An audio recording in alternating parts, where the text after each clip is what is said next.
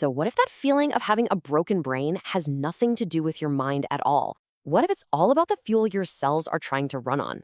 We're about to look deep inside and uncover this quiet emergency that's happening on a microscopic level and, more importantly, how to fix it. This quote just hits so hard. It really captures that feeling of profound disconnection that so many people feel, like you're watching your own life happen behind a thick pane of glass. This isn't just a bad mood. It's a critical signal from your body that something is fundamentally wrong. So, what is this signal? Well, that feeling of brain fog, that sense that life is muted, it's not a personal failing. It's not something you just have to power through. Think of it as a biological emergency alert, a warning light on your dashboard telling you that something is seriously wrong at the cellular level. And here is the absolute key to understanding all of this. The problem isn't your mind. It's the energy supply to your mind. That muted, zombie-like feeling is a direct symptom of your brain's cells literally struggling to produce the power they need to fire, to connect, and to make you feel present and alive. Okay, so to really get a grip on this energy crisis, we have to meet the main characters in this whole story, the mitochondria. You've probably heard of them, but let's really think about what they are. They are the tiny, incredibly powerful engines inside almost every single cell in your body, and they are responsible for generating pretty much all of your energy. And just to give you an idea of their importance, get this. These aren't just some minor part of you. Mitochondria make up about 10% of your total body weight. Think about that for a second. A tenth of you is just these little power plants, all dedicated to one job, making energy. And here's another wild detail for you. Mitochondria have their own unique DNA, totally separate from the DNA that makes you, you. And it's passed down exclusively from your mother. Pretty cool, right? This makes them ancient, powerful, and absolutely essential to who we are. So to put it simply, mitochondria take the fuel from the food you eat and they convert it into usable energy for your cells.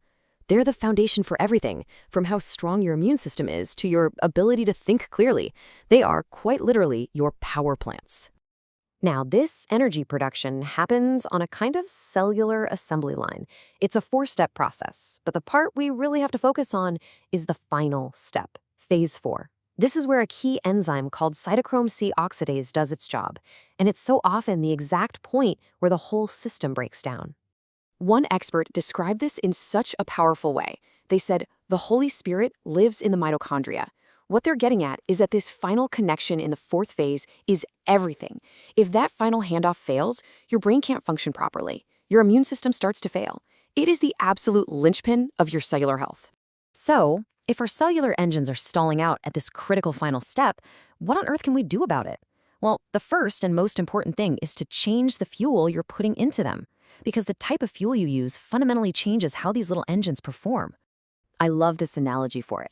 Think of burning glucose, sugar, as being like a kindling fire. It sparkles and pops, sure, but it throws off a ton of sparks and debris, creating what's been called a swamp state inside your cells.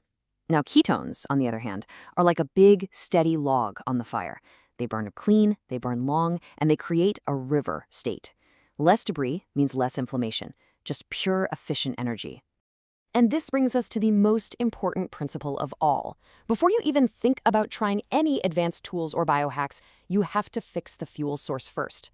The absolute first step in repairing a struggling brain is to establish a ketogenic baseline, to teach your body to burn that clean, steady fuel instead of that dirty, swampy kindling. Okay, so once that ketogenic foundation is in place, and I mean only then, you can start using some really remarkable tools to supercharge the whole system.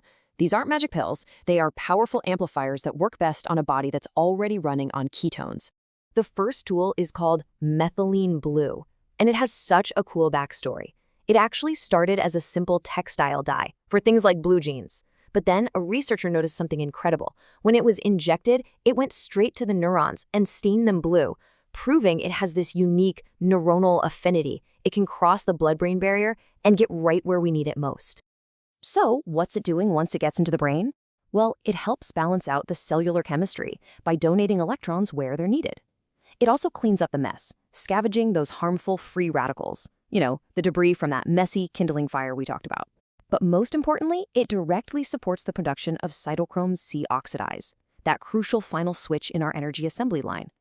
Okay, so stick with me because this is where it gets really, really elegant. This is all about synergy. First step, methylene blue goes in and temporarily stains your mitochondria and your neurons a shade of blue. And the second part, it's just basic physics. Think about it. Why does an object look blue to us? It's because it's absorbing the red part of the light spectrum. So, by turning your mitochondria blue, you are turning them into tiny little magnets for red light. And here's the payoff.